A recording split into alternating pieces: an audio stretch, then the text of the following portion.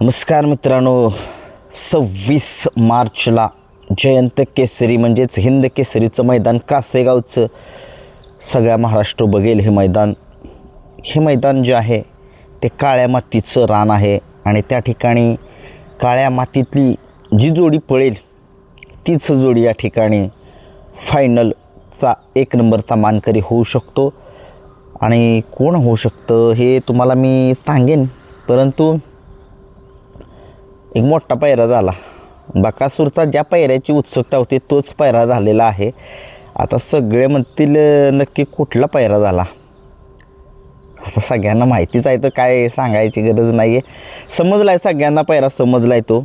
परंतु जर आणि तर हा पायरा आहे, सगळ्यांना वाटतं की तोच पायरा आहे, परंतु सांगू शकत नाही. त्या दावणीला तिथं अजून एक बैल आहे, म्हणजे अजून एक नंदी आहे.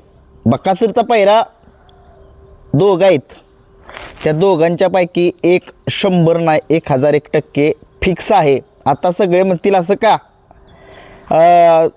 बबलू चाचा किल्ले मच्छिंद्रगड यांच्या दावणीला आपला बकासूर थांबलेला आहे.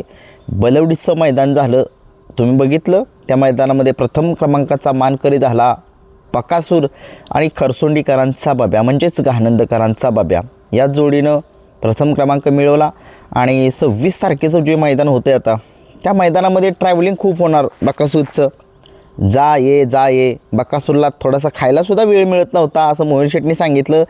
कंटिन्यू पळतो आहे म्हणून आता त्याचं एक डिसिजन घेतलेलं आहे बकासूरचं. बकासूर किल्ले मच्छिंद्रगड या ठिकाणी थांबलेला आहे. बबलू चाच्याच्या घरी आहे तो बकासूर.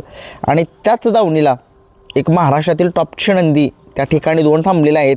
घोटचा सर्जा सगळ्या महाराष्ट्राला माहीत आहे, नाना प्रधान त्यांच्या सहकाऱ्यांचा घोटचा सर्जा आणि एक मोठा नंदी थांबला आहे त्या ठिकाणी.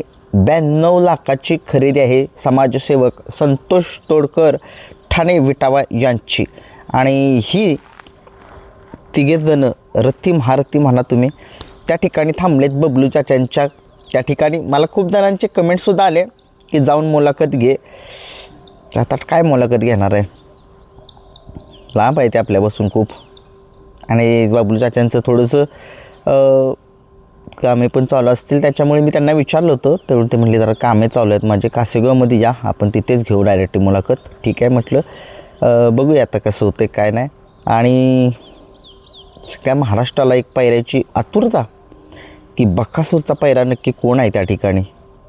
कारण की एक जर तरवर पायरं चाललेलं पुरा आता फिक्सच पायरा म्हणावा लागेल. बकासूरचा पायरा घोट सर्जावर आहे वाटतं, सांगितलं जाते.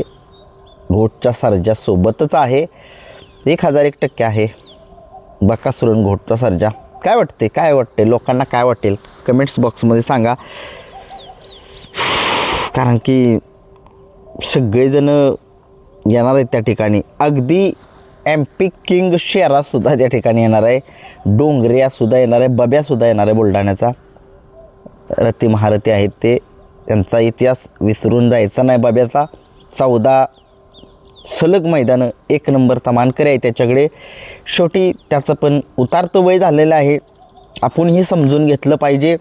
सगळे म्हणतील की त्याला तेवढं गट पण निघत नाही, परंतु शेवटी त्याचा इतिहास खूप मोठा आहे. त्याचा इतिहास मोडणं अवघड आहे. सलग 14 मैदानामध्ये 1 नंबर करणे आणि चांगल्या मैदानामध्ये त्याने घेतलेला आहे. हिंद केसरी आहे तो बैल आणि तो सुद्धा त्या ठिकाणी येणार आहे. MP किंग शेरा सगळ्या महाराष्ट्राला माहीत नव्हे तर पंजाबचा जो MPचा आहे तो MP किंग शेरासुद्धा त्या ठिकाणी आपल्याला पळताना दिसणार आहे. तो कोणत्या पायऱ्यात पळेल त्याच्याविषयी चर्चा मी करूया, सांगेनच तुम्हाला. आणि डोंगरिया हा सुद्धा त्या ठिकाणी पळताना दिसणार आहे, तो सुद्धा एक टॉपच्याच पायऱ्यामध्ये असेल. बघूया बकासूर आणि घोटचा सर्जा ही जोडी कशी काय पळणार आहे. कोणी सांगितलं मला की बाबा हीच जोडी पळणार आहे.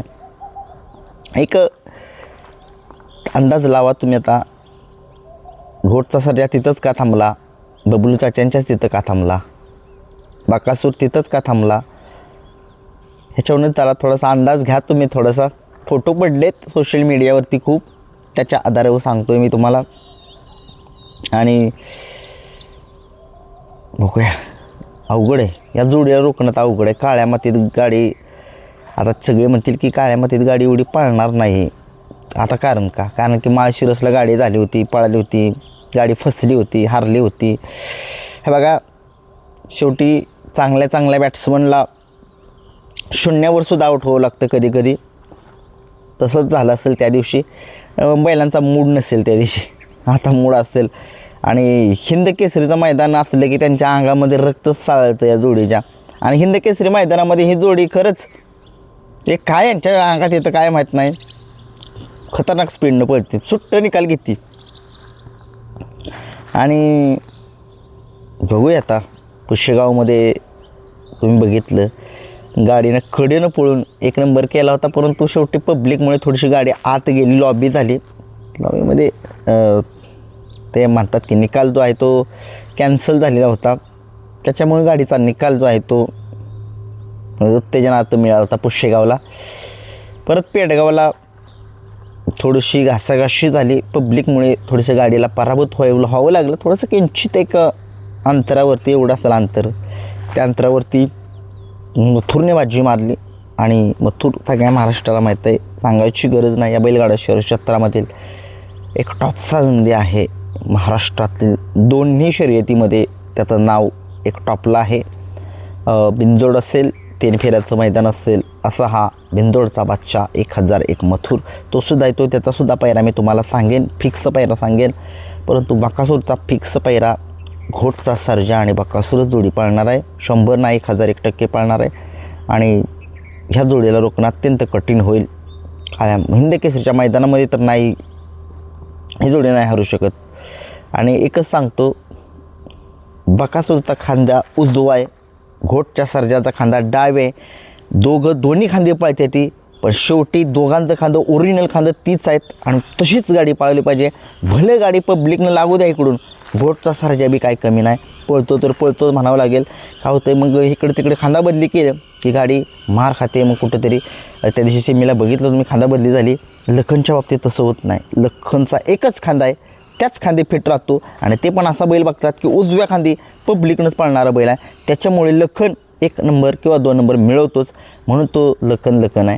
अरे तो असो, लखनचा पण पैरा घेऊन येईनच मी. आज संध्याकाळी फिक्स पैरे जे आहेत ते संध्याकाळी येतील, फिक्स पैरे. घोटसारजा, रॉकेट आणि बकासूर आणि बबलू चाचा तिघांचं समीकरण जुळून येईल. आणि अजून एक पैरा आहे, एक नाव समोर येतं आहे, कारण की सगळ्यांना माहीत आहे बकासूरचा पैरा जो आहे तो मैदानात गेल्याशिवाय काय समजत नाही आहे. कोण आहे दुसरा पैरा? ही जोडी तर 1001% पाळणार असं मला वाटतंय. सगळ्यांना कमेंटसुद्धा केलेल्या होत्या, सगळ्यांना माहीत आहे.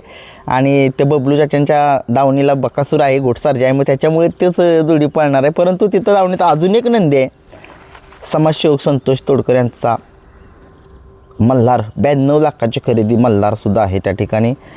आणि तो सुद्धा पळण्याची दाट शक्यता आहे बरं का बकासूरसोबत. आणि वाटतं एवढं सोपी गोष्ट नाही, तो एक टॉपचा नंदी आहे, दोन्ही खांदी पाळणारा बैल आहे. स्पीड घोटच्या सरजगत आहे, त्यालाच माहीत नाही तो किती पळतोय. ती एवढं महाग वेगळा.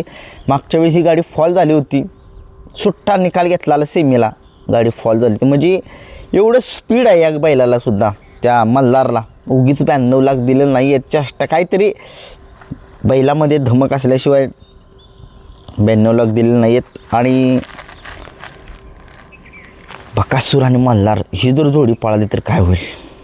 100% त्याने साथ जर दिली बकासूरला व्यवस्थितपणे, तासामध्ये नाही उचला, स्पीड आहे त्याच्याकडे. परंतु बकासूर सरळ नेतो, सगळ्यांना माहीत आहे किती हे टॉपचा असू द्या पळणारा. परंतु त्याच्यासोबत जर बकासूर असेल, मथुर असेल, त्यांना माहीत आहे दोघांना की कुठल्या नंदीला कसा सरळ न्यायचा असतो.